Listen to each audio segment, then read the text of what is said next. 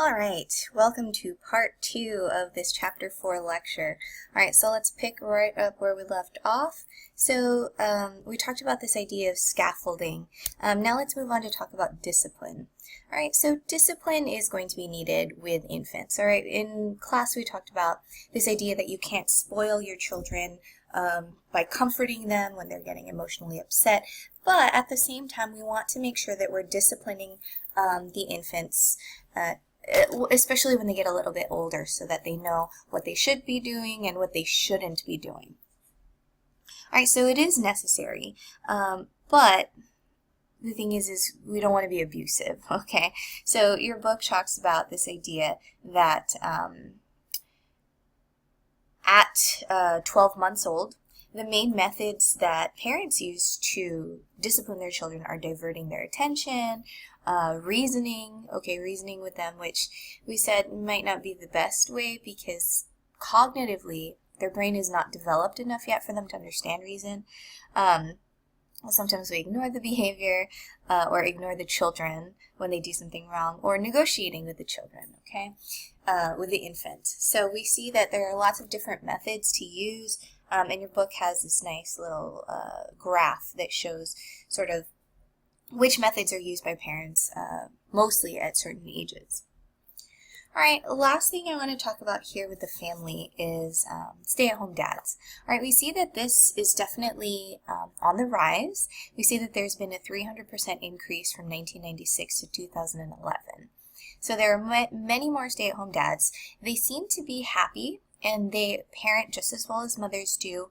However, a lot of them mention the fact that they miss the workplace, and that sometimes when they're at playgrounds or at parent groups, they feel a little bit ostracized or left out, because typically mom is the one who's doing these sort of tasks, and so when it's dad, they may feel a little bit left out.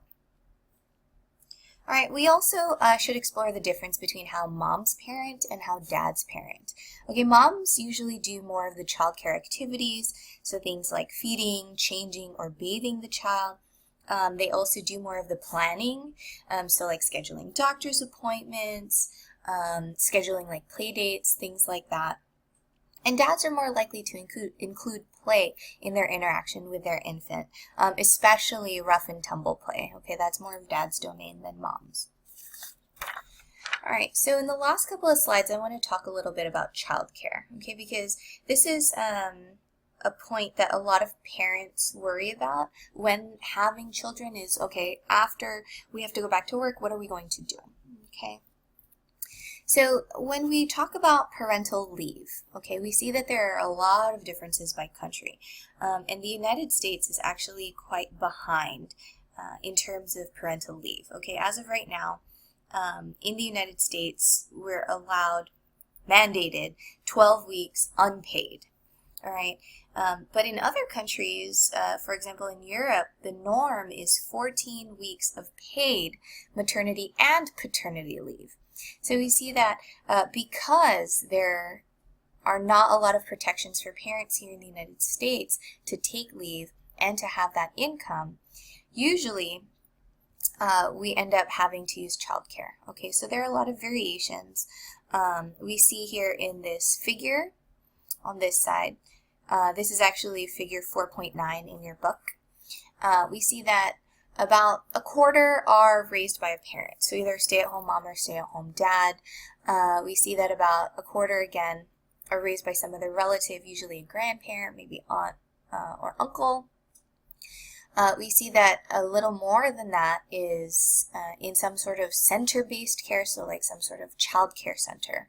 4% is cared for by a nanny, and 14% is some family child care. So that's places where you see like a one person or maybe a family take a few children into their home. So maybe there are 3 to 6 children in the home that are being cared for by this one particular family or caretaker. All right, so we see that there are a lot of variations, all right? The important thing to consider is that the quality of the childcare is really important, not how long you keep the child in childcare for.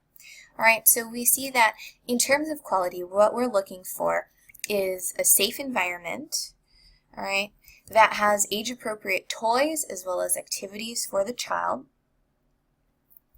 and also has a low caregiver to child ratio, so meaning there are less children and more caregivers. Okay, so if we could have a 1-to-1 ratio like with a nanny situation, that's even better. Okay. Now what we see is when we look at these variations in childcare, we see that there is a relationship between socioeconomic status and the ability to have high quality childcare. Typically those in a low socioeconomic status are putting their children in lower quality childcare. Alright, so the last slide here in this chapter is to look at this national longitudinal study of childcare. So this was a longitudinal study that was conducted in 1991. It included 1,400 participants, so it's a lot of participants, in 10 different locations across the United States, and it was a 7-year longitudinal study. So it followed these children and their parents for 7 years and did follow-ups with them. So they did a study about childcare, the quality of childcare, and sort of how it influenced the outcome of the children's development. So first off, we looked at the quality of the care. We see that only about 12% had positive non-parental childcare. That's a pretty low percentage, okay? We see that the quality of childcare that they observed in the study was not very good. All right. We also see that, as I mentioned in the last slide, lower income is associated with lower quality childcare. And we also see that when the child care was of a higher quality, it was associated with higher academic achievement and less externalizing problems. So we see that the quality of child care here is really important. All right, how about the amount of child care, the quantity, right? How long you leave your kid in child care for?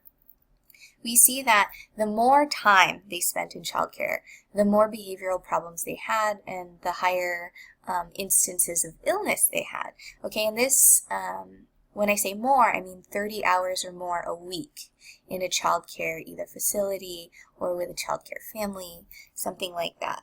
And this is something that's pretty common. You see that children pick up bad behaviors from some of their peers in these childcare centers, and when one child gets sick in a childcare center, every child gets sick. So we do see that that illness is common. Now, this study also looked at family and parenting influences. Okay, so it looked at the childcare, but it also looked at how important the parents were in terms of the outcomes.